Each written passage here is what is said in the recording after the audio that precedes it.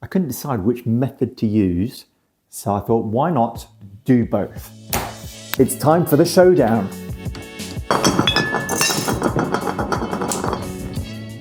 Guys, welcome back to the kitchen.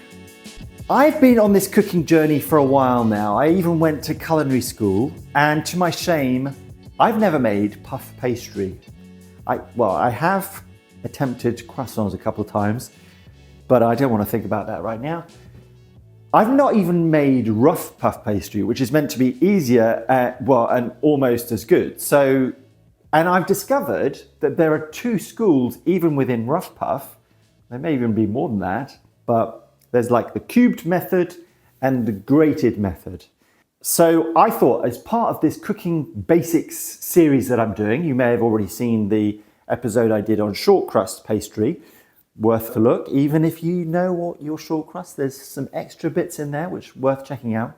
I thought, why not pitch these two rough puff methods against each other? And while we're at it, let's compare it to a shop bought puff pastry, which, let's be honest, that's been my go-to whenever I've needed puff pastry up until now. And there's no shame in that, guys. Most people do it, to be honest. So let's look at the ingredients. Let's compare the ingredients, because not only are they different methods, the recipes are also quite different. So in the red corner, we have our cubed method with 250 grams of plain flour and same amount of butter, 250 grams, which is cubed and chilled. Then we've got half a teaspoon of salt and 150 milliliters of ice cold water. So unlike our short crust, this is same part flour and same part water. Now in the blue corner, we've got 310 grams of flour, 70 grams of butter, 3/4 teaspoon of salt, half a teaspoon of lime juice or lemon juice, and 7 tablespoons of ice cold water. Then we've got 160 grams of butter split halfway, 80-80. Now this butter has been in the freezer and I'm going to be grating it. The rest of this is going to be for what's called the Detrampe, which is the dough that you make before you do the lamination. But we'll go into that later. Okay, let's start with the easy one for now, the cubed method. I mean, I hope it's the easy one. Let's get rid of this. Okay, so first, pretty straightforward. We're just going to need a large bowl. Flour goes in. Butter goes in. Even the salt can go in, everything going in, except for the water. And then you've got to have clean hands for this. Just like with the short crust, we start with mixing the butter and flour. Now what we're doing is you're squeezing the butter between the tips of your fingers. Now, unlike with the short crust, for this cubed method, you cannot do it in a food processor. It's advisable to use chilled butter so that your fingers don't melt it too quickly. And what you're doing is we're just squeezing it. We want it to turn into these sort of kind of cornflake type things. And we're not going to take it any further than that. You just want to make sure there are no cubes left. For this type of thing, you want to try and be at the right height so you can see down into your bowl, working my way from the front of the bowl to the back so that try and not miss out any cubes, because that's a lot of cubes to get through. This is also a lot of butter. If you think on the short crust, it's a 1:2 ratio. For 1 quantity of butter, you're using 2 quantities of flour. Now this is weight. If you saw my other video, you'll know I mentioned about the flour. Guys, this is particularly for you Americans out there that love your cup measurements. When it comes to baking and where you're being precise in things like this, I highly recommend weighing your ingredients rather than just using a cup, because the cup can vary in its weight. Right, okay. I've got all the little cubes turned into these kind of cornflake things. I'm not going to take it any further than that. With the short crust, you remember, you then want to rub it and turn it into the breadcrumbs. This one we're not. So what we're doing here is you get the water, and I'm going to get a spatula, and then I'm going to just put half in. You might not need all of it. Sprinkle it around like that.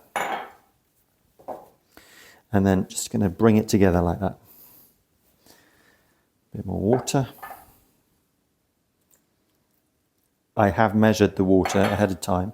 You don't really want more than 150 milliliters, which is what in tablespoons, that is 10 tablespoons. Okay, we're almost there. Trying to get these dry bits at the bottom. I think I might use all this water, you know. Right, that should do it. The whole thing is sticky. You can see it's sticking to my hands. In fact, easier at this stage, just to tip it out.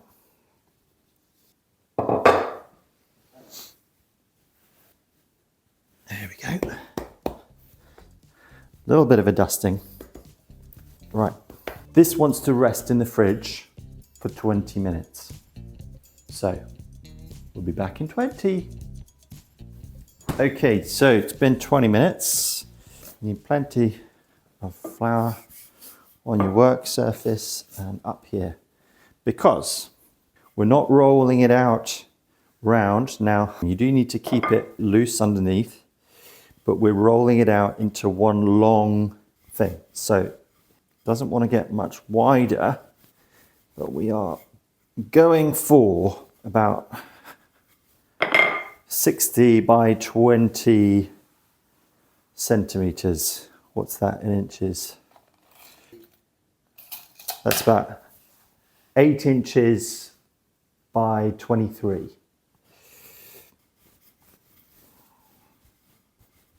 And it'll probably be about maybe a centimeter, quarter of an inch thick. Okay. I think this first one is just going to be a little bit rough. Right. Then we're going to fold it into 3. So like that. Now you want to try and, if I remember from my croissant, you want to try and square it out.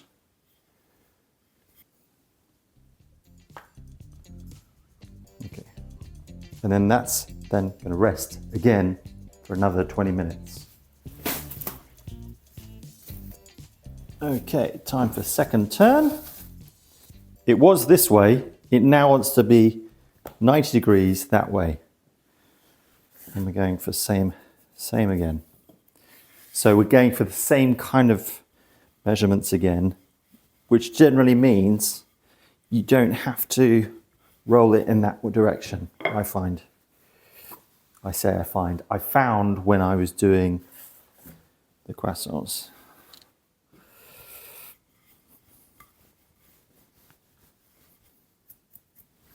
You don't want too much flour on there, just enough so that the rolling pin doesn't stick. Right, I think we're there. 20, 60. Brilliant. Okay, same again. Fold and fold. Nice and square. Back in the fridge for 20 minutes. All right, it's had its second rest. Now, to roll it out again. Now, this will be the last roll I do before its final resting. So I don't want to end up with a huge block in the fridge. So I'm not going to do this one quite so big, because it'll get rolled out again when I come to use it. Okay, that should do that. Fold it in. Get rid of that dust. You've heard the term pastry brush. That's what that is, comes into its own. So if you have a little bit of moisture on there, it helps it just to stick and removes that excess flour. Okay, good. That one is done. Now it says you really want to rest it for an hour. I think even overnight would be good. And now on to method number 2, our grating method. we need to tidy up and we need our ingredients back. So same deal, I'm going to use the same bowl, why not? I think you can make the Detrampe in a food processor, but we may as well continue with this. So, right, so these things are going to go into this bowl, butter and the salt. I'm going to hold off on the liquids because this is very similar to the short crust. It's just less butter. So there's a lot of flour here. There's not a lot of butter. And in fact, this butter wouldn't necessarily have to be chilled because we're going to rub it all the way in. There shouldn't be much trace of it left when we finished. Okay, and then once all your bits of butter are squished and gone, then just like with the short crust, you want to rub it through your fingers so there's no lumps of butter at all. You end up with this kind of ground almond texture. Right, once you've got that, we're going to sprinkle in half of the water, as well as this half teaspoon of lime juice. Now it could be lemon juice, it can even be white vinegar. And what that does is the acid relaxes the gluten and just makes it easier for the rolling out purposes. It's less hydration than the other one. I was thinking about it. And also the fat in this recipe, now there are some great methods, the grating methods. Who's to say they're great? We don't know yet if this is superior. We'll say at the end if it's great, if it's truly great in that sense. So there are some grated methods with higher quantities of butter, but this is much lower than the other puff pastry and much lower than a kind of a traditional puff pastry. So we'll see if it impacts the end result. This is kind of like a 2-to-3 ratio, I guess. The total butter is 230 grams for 310 grams of flour. Okay, so that was 7 tablespoons in there. Is it going to be enough? Yeah, I think it's good. The other difference with this is that it gets a bit of a knead. I want to bring all these bits together. I'm going to knead it for about a minute, just continuing this mixing. Now, if you were to do this in a mixer, it would obviously be easier. Oh, there we go, 1 minute. Right. Then this wants to go also into the fridge, but only for 5 minutes, just to relax it after all that work. Okay, while that's resting, I'm going to grate the butter. Now I've had this butter in the freezer because it just makes it much easier to grate. I mean, you can imagine if it was soft, it would just make a mess, it wouldn't grate. And in fact, I'm going to put it back in the freezer as soon as I've finished grating it because I don't want it to melt at all. It's quite hard work grating butter. Keeping it in 2 separate bowls. You'll see why in just a moment. That's great. Bottom. Okay, we've got our Detrampe dough, which is fully rested, and we need to roll this out. Now, it's similar to the other one, but this has a lot less butter in, so we're not going to do it quite as big. If I try and start off with a square, it's more likely to stay square, isn't it? This one, as you can see, it's just a smooth dough. It's also much more elastic, so it keeps wanting to bounce back. And we're going for around 6 inches wide, I'd say, to about 16 to 20 inches long. Trying to keep it square. fact, it's more important that this one kind of be square, so you can stretch out the corners. You'll see why. From what I can tell, this is much closer to a classic puff pastry than the other one, because you've got this Detrampe dough, which is the same type of thing. Okay. Half my butter here. So, butter goes on. It's all crispy, like a crispness. Right, it just wants to be on 2/3 of the pastry. Okay, then this top third comes over like that. Pat that down. All right, and down again. Get in there, you. Okay, there we go. Right. I remember something I did with the croissants, and that is if you just score that folded edge there on both of these, because this is quite a tight dough. We kneaded it earlier, it's really elastic and it likes to sort of shrink back up. So just releasing the tension is a good idea. Bit of flour underneath. Right, okay, same. Gonna roll this out into the same kind of 6 by 16. And what we're doing here is we're sealing in that butter to create a layer of butter. How are we doing on length? Ooh, 16, bang on, by 6. Yes. Right, same deal here with my second lot of butter. What I was surprised about this recipe is it doesn't say to rest it in between these stages. Just curious. Right, same again. Over and over. Try and keep these bits of butter contained. Press it down. You see that there? You see those layers?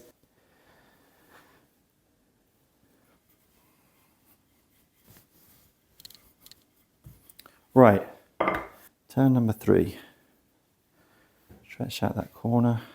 What I'm going to do with this one is I'm going to cut him off and pop him in the middle. There we go.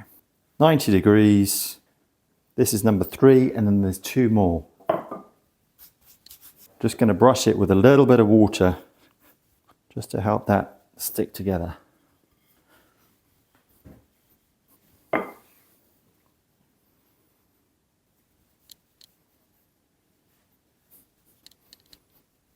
This is turn number, I'm losing count. This is number 4.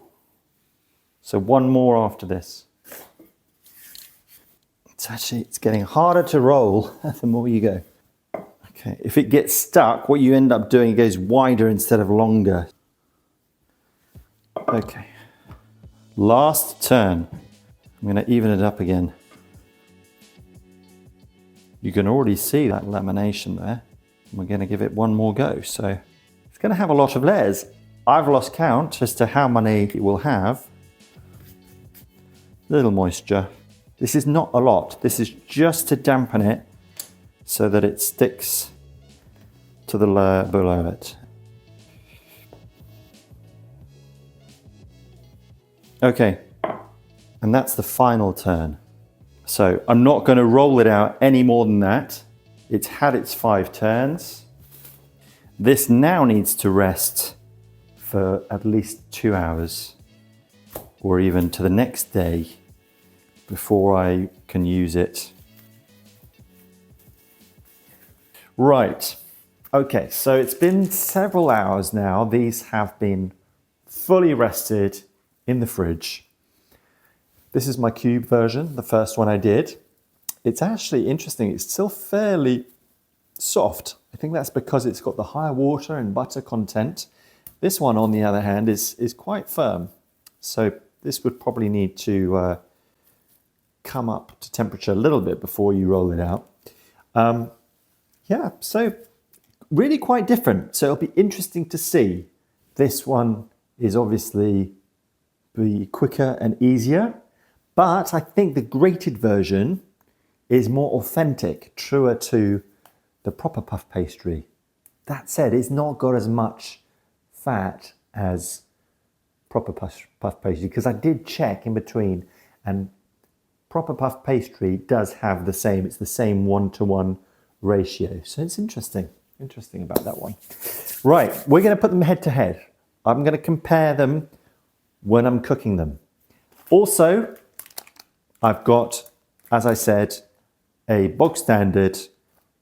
This is a full butter puff pastry, so I'll bake that at the same time. I'm not going to bake everything, I'll just bake a little bit from each, so then we can compare it and see how it goes. All right. Also, let's get that oven turned on. So it wants to be higher than the usual for puff pastry. It wants to be around 200.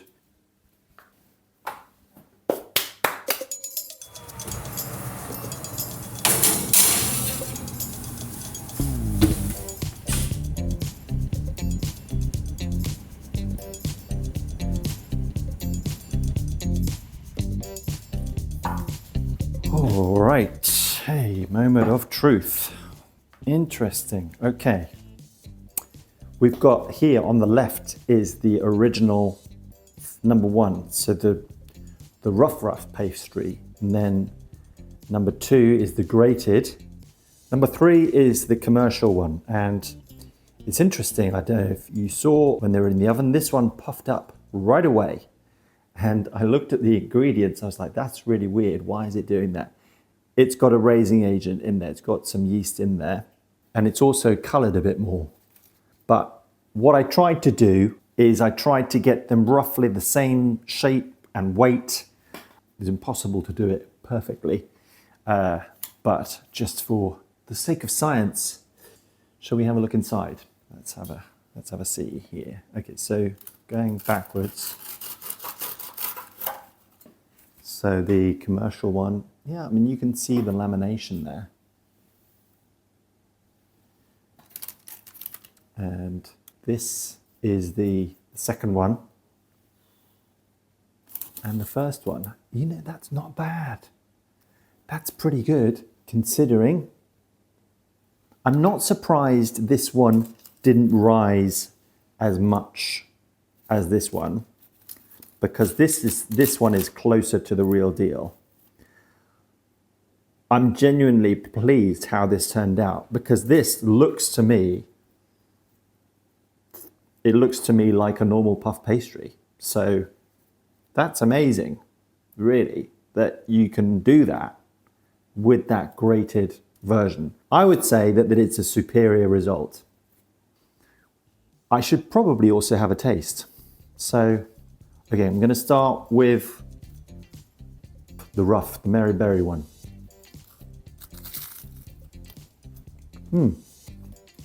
Wow, amazingly light, super buttery, of course.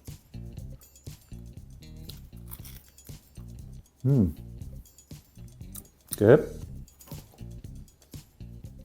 Number 2.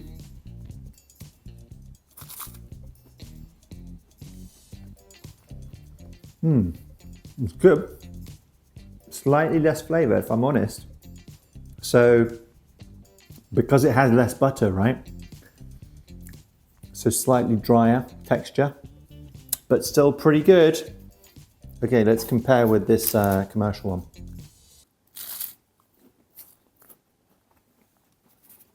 Guys, that is an inferior product. There's no doubt that it is worth doing a rough puff pastry.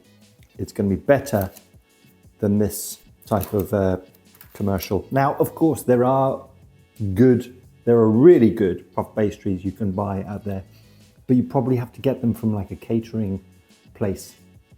I have done that before for certain events. And look, guys, I mean, in the real world, look, I made these sausage rolls out of the same puff pastry, and I couldn't really tell them apart. So these, by the way, are the subject of my next video. So stick around, make sure you subscribe for that. It'll be hopefully next week. We'll see.